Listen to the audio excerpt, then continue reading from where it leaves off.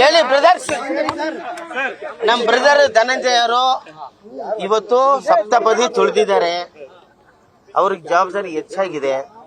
ನಿರ್ಮಾಪಕರಾಗಿ, ಒಬ್ಬ family man ಆಗಿ ಸಂಸಾರನು ತೂಗಿಸ್ಬೇಕು, ಈ ಕಡೆ ಸಿನಿಮಾನು ತೂಗಿಸ್ಬೇಕು, ಆ ಕಡೆ ಅಭಿಮಾನಿಗಳನ್ನ ತೂಗಿಸ್ಬೇಕು. ಈ ಜವಾಬ್ದಾರಿ ಜಾಸ್ತಿ ಆಗಿದೆ. ನಿನ್ಗೇನ್ ಬೇಕು?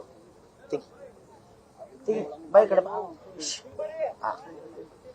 ನಿಮ್ಮ ಎಲ್ಲ ನಮ್ಮ ಕನ್ನಡ ಬಾಂಧವರ ಆಶೀರ್ವಾದದೊಂದಿಗೆ ಚಾಮುಂಡೇಶ್ವರಿಯ ಸನ್ನಿಧಾನದಲ್ಲಿ ಮದುವೆ ಮಾಡ್ಕೊಂಡಿದ್ದಾರೆ. ಅವರ ಜೀವನ ಸುಖವಾಗಿರಲಿ.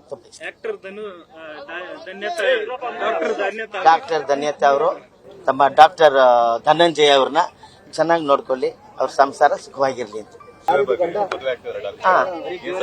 ಮದುವೆಗೆ ಡಾಲಿಗೆ ನಾವು ಪರ್ಸನಲ್ ಆಗಿ ಸಜೆಷನ್ ಕೊಡ್ತೀವಿ. ನಿನ್ನ ಹತ್ರ ಹೇಳ್ಬಿಟ್ಟು ಆ ಸಜೆಷನ್ ಕೊಡಕ್ಕಾಗತ್ತಾ? ಈಗ ಧನಂಜಯ ಅವರು ಮದ್ವೆಗೆ ಬಂದಿದ್ದೀವಿ. ಈ ಮದ್ವೆ ತುಂಬಾ ಚೆನ್ನಾಗಿ ನಡೀತಾ ಇದೆ.